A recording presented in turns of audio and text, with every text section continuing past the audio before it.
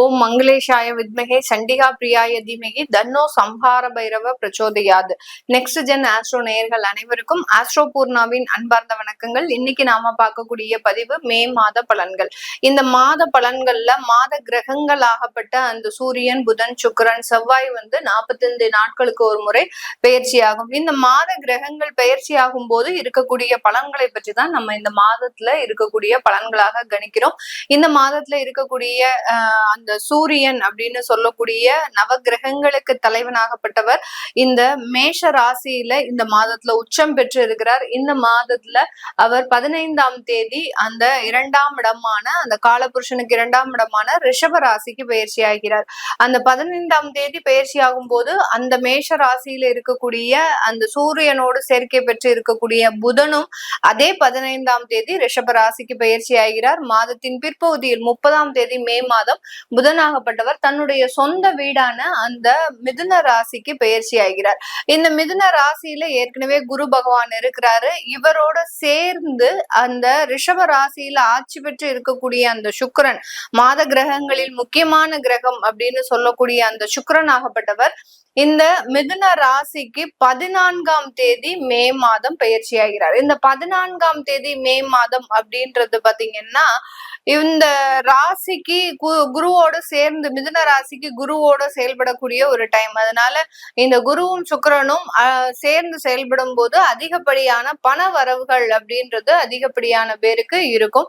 அடுத்து 12ஆம் தேதி மே மாதம், அதாவது இந்த மாதத்துல முதல்ல பயிற்சி ஆகக்கூடிய ஒரு கிரகம் அப்படின்னு பார்த்தோம்னா செவ்வாய் தான் பயிற்சி ஆகிறார். மீன ராசியிலிருந்து காலபுருஷனுக்கு 12ஆம் இடமான அந்த மீன ராசியிலிருந்து மேஷ ராசிக்கு தன்னுடைய சொந்த ஆட்சி வீடு இந்த செவ்வாய்க்கு.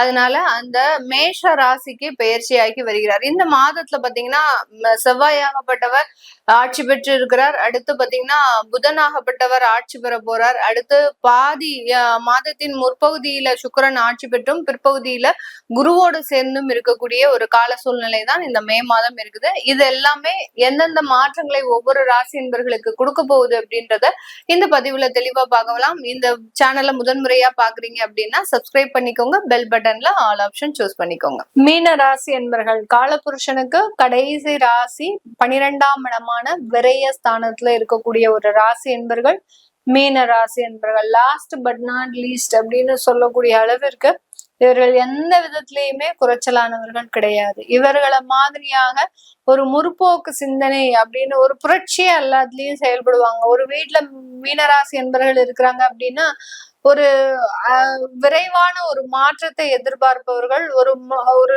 லைஃபையே பாத்தீங்கன்னா ஒரு டிஃப்ரெண்டா யோசிக்கக்கூடியவர்கள் இந்த மீனராசி என்பவர்கள் தான். யாருமே செய்ய முடியாத சில வேலைகள் எல்லாம் செய்யணும்னு ஆசைப்பட்டு விருப்பப்பட்டு செய்யக்கூடிய ஒரு நபர்களும் இந்த மீனராசி என்பவர்கள். அதுல என்ன வாங்கினாலும் அதை திரும்ப திரும்ப செஞ்சு அதுல நல்லது நடக்கணும் அப்படின்னு ஒரு பிரயாசப்பட்டு செய்யக்கூடியவர்கள் இந்த மீனராசி என்பவர்கள். இப்படிப்பட்ட இந்த மீனராசி என்பவர்களுக்கு இந்த மாதத்துல உங்களுடைய ராசியிலிருந்து செவ்வாய் பகவான் ரிலீவ் ஆகுறாரு. மிகப்பெரிய ஒரு மன உளைச்சல், மிகப்பெரிய ஒரு தொந்தரவுகள். ஏன்னா சந்திரன் சனி ஒரு பக்கம் இருந்தாலும் சந்திரன் செவ்வாய் அப்படின்றது நிறைய ஆசையை காட்டி நிறைய இடத்துல இன்வெஸ்ட்மெண்ட் பண்ண வச்சிருக்கோம் இந்த மீனராசி என்பது. அந்த இன்வெஸ்ட்மெண்ட்டுக்கு ஏத்த ஒரு இன்புட் கிடைக்குதா அப்படின்னு கேட்டீங்கன்னா அது ரொம்ப ஸ்லோ டவுனா இருக்கும். அது ஏன், அது யார் செய்யறா? சனி பகவான். ஸ்லோ அப்படின்னாலே சனி தான். அதனால எல்லா இடத்துலயும் ஒரு நிதானமான ஒரு அமைப்பை பெறுபவர்கள் இந்த மீனராசி என்பர்கள். இந்த மீனராசி என்பர்களுக்கு இந்த மாதத்துல அந்த செவ்வாயினுடைய நகர்வும் அடுத்து 2ஆம் இடத்துல இருந்த அந்த உச்சம் பெற்ற சூரியனுடைய நகர்வும் சில மாற்றங்களை கொடுக்கும். இதுவரைக்கும் ஸ்லோவாக இருந்த சில விஷயங்கள் எல்லாமே துரிதமாக நடக்கக்கூடிய ஒரு நேரம், ரொம்ப விரைவாக நடக்கும். எல்லா இடத்துலயுமே உங்களுக்கு வாய்ப்புகள் கூடி வரக்கூடிய ஒரு நேரமாக இருக்கும். உங்களுடைய ராசி அதிபதியோடு சுக்கிரன் சேர்றதுனால இந்த மீனராசி என்பவர்களுக்கு வீட்டுல சொந்தமான சொத்துக்கள் வாங்கக்கூடிய விஷயத்துல ரொம்ப அதிகப்படியாக நாட்டம் இருக்கும்.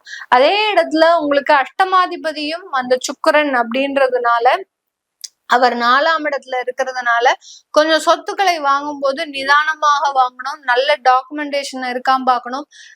அதாவது பிரச்சனை இருக்கக்கூடிய சொத்துக்களை வாங்காதீங்க. எந்த சொத்துக்கள் வாங்கும் போதும் முதல்ல ஈஸி போட்டு பாருங்க. அதாவது அந்த வில்லங்கம் சான்றிதழை வாங்கினதுக்கு அப்புறம் அதை வாங்கலாமா வேண்டாமா அப்படின்றத முடிவு செய்யுங்க. ஏன்னா இந்த மாதத்துல வாங்கக்கூடிய ஒரு சொத்துக்கள் எல்லாமே வில்லங்க சொத்துக்களாக தான் இருக்கும். அந்த வில்லங்க சொத்துக்கள்னால வாழ்க்கையில பெருமளவு பாதிக்கப்பட்டுருவீங்க. இதெல்லாம் தான் இந்த சனி பகவான் ஜென்ம சனி அப்படின்றது ரொம்ப ஸ்லோ பாய்சனா உங்களுக்கு இன்ஜெக்ட் பண்ணிக்கிட்டே இருப்பாரு. எந்த விஷயத்துல நீங்க தப்பு செய்றீங்க அப்படின்றது உங்களுக்கு தெரியவே தெரியாது. ரொம்ப நீங்க எல்லாமே கரெக்டா தான் போயிட்டு இருக்கீங்க. ஏன்னா மீனராசி என்பர்களை பொறுத்த மட்டுக்கும் தன்னுடைய வாழ்க்கையில தான் கரெக்டா தான் போயிட்டு இருக்கிறீங்க அப்படின்ற ஒரு தெளிவான மனப்பான்மை அப்படின்றது இருக்கும்.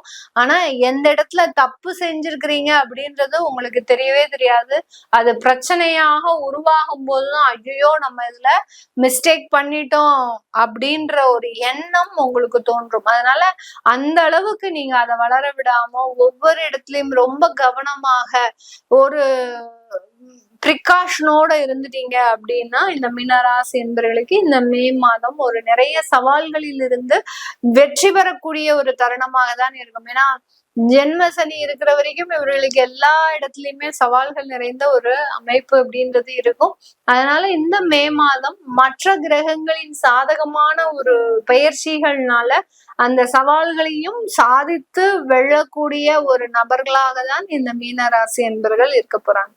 அடுத்து உங்களுடைய கலத்திராதிபதி 4ஆம் இடத்திற்கு வரப்போறார். அதுக்கடுத்து 3ஆம் இடத்திலையும் சஞ்சாரம் செய்ய போறார். அதனால வெளியூர் வெளிநாட்டுல இருக்கக்கூடிய வரன்களை பாக்குறது நல்லது. வெளிநாட்டுல செட்டில் ஆகிறதுக்கு உண்டான சில முயற்சிகளை செய்யறது நல்லது. இந்த மீனராசி என்பர்கள் அப்படி செஞ்சாதான் உங்களுக்கு நல்ல ஒரு வளர்ச்சிகள் உங்களுடைய வாழ்க்கையில இருக்கும்.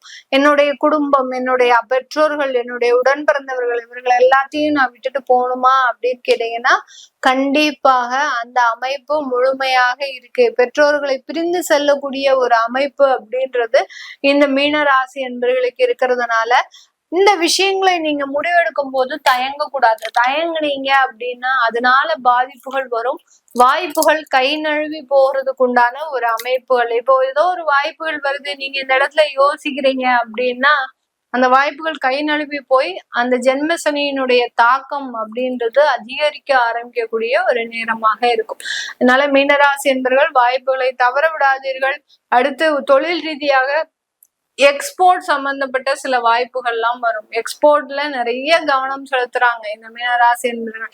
ஒரு ப்ராடக்ட நல்ல நம்ம வெளிநாட்டுக்கு விற்கணும், நம்மளுடைய ப்ராடக்ட் வெளியிடத்திற்கும் போகணுன்ற ஒரு கவனம் அதிகமாக இருக்கும். அதனால அந்த எக்ஸ்போர்ட் சார்ந்த சில தொழில்களை எடுத்து நடத்துவாங்க. கமிஷன் சார்ந்த தொழிலும் நிறைய இருக்கும். அந்த கமிஷன் சார்ந்த தொழில வருமானம் அதிகரிக்கக்கூடிய ஒரு மாதமாக தான் இந்த மே மாதம் இந்த மீன ராசி என்பவர்களுக்கு இருக்கும். இது எல்லாத்தையுமே ரொம்ப கவனமாக பண்ணிட்டீங்க அப்படின்னா பெரிய அளவுக்கு பாதிப்புகள் வராது. கவனம் இல்லாமல் கொஞ்சம் அந்த முடிவுகளை தள்ளி வைக்கும் போது, ஒத்தி வைக்கும் போது அந்த முடிவுகள்ல சில பாதிப்புகள் கண்டிப்பாக வருவதற்குண்டான ஒரு நேரம். இதற்கு நீங்க முக்கியமாக நிவர்த்தி என்ன பண்ணணும் அப்படின்னு கேட்டீங்கன்னா டெய்லி தெய்வ வழிபாடு. மேடம் ஜென்ம சனி இருக்கு, நான் டெய்லி சனிக்கிழமை போய் சனி பகவானுக்கு எள்ளு தீபம் போடுறேன், திருநள்ளாருக்கு மாசத்துக்கு ஒரு வாட்டி போயிட்டு இருக்கிறேன், இதெல்லாம் தப்பான வேலை. எப்போதுமே ஜென்ம சனி இருக்கும்போது நீங்க டைரக்டா சனி பகவானை பிரார்த்தனை பண்றது அந்த அளவுக்கு நல்ல விஷயங்களை உங்களுக்கு கொடுக்காது. அதாவது ஒருத்தர் பாதிப்பு கொடுக்குறாரு அப்படின்ற போது அவருக்கே டைரக்டா நம்ம போய் சில விஷயங்களை பரிகாரமாக பண்ணும்போது அந்த பாதிப்புகளை தடுக்கக்கூடிய பவர் அவருக்கு கிடையவே கிடையாது. அவருக்கு என்ன ஜென்ம சனி உங்களே சனி பிடிக்கணும். இப்போ ஒரு வரலாறு கதையெல்லாம் இருக்கு. எனக்கு சிவனுக்கு கூட நான் சனி பகவானுடைய வேலை வருது, அப்போ நான் எங்கேயாவது அவருடைய உடம்புல ஏதாவது ஒரு இடத்துல நான் பிடிக்கணும் அப்படின்னு போய் பெருமாள் கிட்ட வேண்டும் போது அந்த பெருமாளாகப்பட்டவர் நீங்க அவருடைய பாதத்துல இருங்க அப்படின்னு சொல்றாரு. அப்படி அந்த தெய்வத்திற்கே ஒரு அமைப்பு இருக்கும்போது நம்மெல்லாம் சாதாரண ஒரு அற்ப பிறவி, அந்த அற்ப பிறவிக்கு இருக்கக்கூடிய நம்ம மனிதர்களாகப்பட்டவர் அந்த பாதிப்புகள் எல்லாம் தாங்க அளவிற்கு நம்மளுக்கு சக்தி கிடையாது. அப்படி இருக்கும்போது நம்ம என்ன பண்ணணும், ஜென்ம சனி உடையவங்க, ஏழரை சனி உடையவர்கள் டைரக்டா சனி பகவான் கிட்ட போய் பிரார்த்தனை பண்ணாதீங்க. அது த்ரூ வேற ஒரு தெய்வத்தினுடைய மூலமாக தான் அதனுடைய பிரார்த்தனைகள் செல்லுபடியாகும். அது உங்களுடைய ஜாதகப்படி. நீங்க பெருமாளை வேண்டுனா உங்களுக்கு சனியினுடைய தாக்கம் குறையும். நீங்க உக்ர தெய்வங்களை வேண்டுனா உங்களுக்கு சனியினுடைய தாக்கம் குறையும். அது உங்களுடைய ஜாதகத்தை பொறுத்து நீங்க அதை தெரிஞ்சுக்கலாம். தெரிஞ்சுக்கிட்டீங்க அப்படின்னா அந்த பாதிப்பு அப்படின்றது கண்டிப்பாக குறையும். அதை விட்டுட்டு நான் மாசத்துக்கு ஒரு வாட்டி திருநள்ளாறு போறேன், வாரம் சனி பகவான் கிட்ட போய் நானு எள்ளு தீபம் உங்ககிட்ட அவர் ஏதாவது கேட்டாரா, எள்ளு தீபம் எனக்கு போடு, நீங்க போடு, நான் உனக்கு ஏழரை சனி இல்லாம ஆக்கிடுறேன். நீங்க என்ன தீபம் எள்ளு தீபம் போட்டீங்கன்னா கூட சனி பகவானுக்கு போய் போடாதீங்க. போட்டீங்கன்னா அதனால பாதிப்புகள் அப்படின்றது கண்டிப்பாக வரும். காக்காவுக்கு ஏதாவது சின்னதா ஏதாவது உணவு வைக்கிறது, அடுத்து பாத்தீங்கன்னா ஏழை எளியவர்களுக்கு தானம் செய்யறது, நிறைய தானங்கள் இந்த ஏழரை சனியினுடைய தாக்கத்தை குறைக்கும். அதனால அதையெல்லாம் செய்ய நிறைய வளர்ச்சிகளை இந்த மீன ராசி என்பவர்கள் பெறலாம்.